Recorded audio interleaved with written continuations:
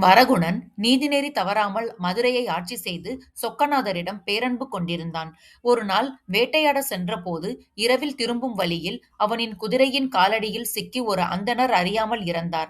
இதை அறியாத வரகுணன் அரண்மனை சென்றான். பின்னர் காட்டில் இருந்தவர்கள் அந்தணரின் உடலை கொண்டு வந்து நடந்ததை வரகுணனுக்கு தெரிவித்தனர்.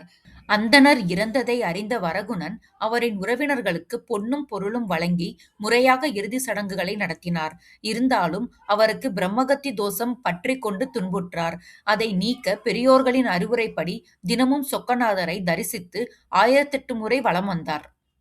அப்போது ஒருநாள் இறைவனார் அசரீரியாக, "பாண்டியனே, நீ அஞ்சாதே. காவிரி நாட்டை சார்ந்த சோழன் உன்னுடன் போரிட வருவான். அப்போது நீ அவனை புறங்காட்டி ஓடச் செய்வாய். நீ சோழனைத் தொடர்ந்து சென்று திருவிடைமருதூரை அடைவாய். அங்கே உன்னுடைய பிரம்மகத்தியை யாம் நீக்குவோம்" என்று திருவாய் மலர்ந்தருளினார்.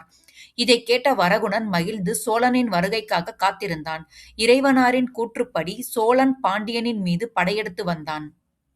வரகுணனும் சோழனை எதிர்த்துப் போரிட்டு அவனை விரட்டச் சென்றான். திருவிடைமருதூர் வந்ததும் மகாலிங்கத்தை வழிபடுவதற்காக வரகுணன் கோவிலின் கிழக்கு வாயிலில் வழியாக திருக்கோயிலுக்குச் சென்றான்.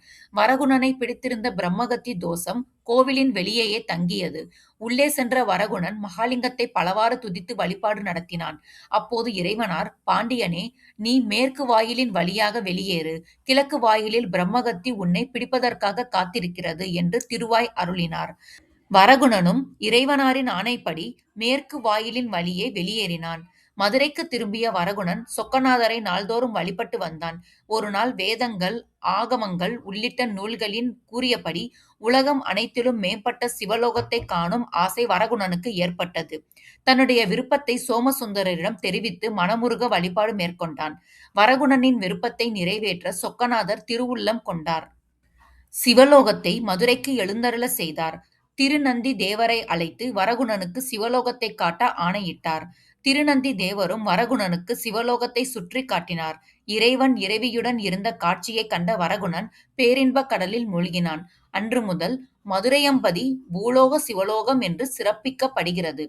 இறைவனார் தனது அடியார்களுக்காக செயற்கரும் செயல்களைச் செய்து காட்டுவார் என்பதே வரகுணனுக்கு சிவலோகம் காட்டிய படலம் கூறும் கருத்தாகும். இது போன்ற ஆன்மீக தகவல்கள் மேலும் அறிய சேனலை லைக் பண்ணுங்க, ஷேர் பண்ணுங்க, சப்ஸ்கிரைப் பண்ணுங்க.